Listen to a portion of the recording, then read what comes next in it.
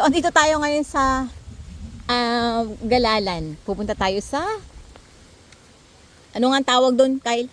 Purwisan Falls. Oh, may magandang pasyalan dito, oh. Kuya, anong pangalan nga nitong lugar na to? Ito to. Itong farm na to. Ngani! Hindi ko na tingnan kanina sa labas. Mamaya na lang paglabas. Ganda pala dito. Punta kami sa Sampaloc Falls. Kasi pagka sa Siniluan kami nagdaan, 3 oras yung lakad, no? Pag dito malapit lang, no? Ang ganda pati dito magtambay, oh.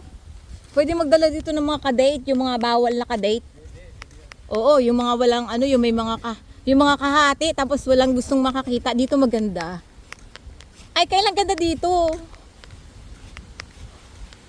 No? May internet kaya dito? May signal?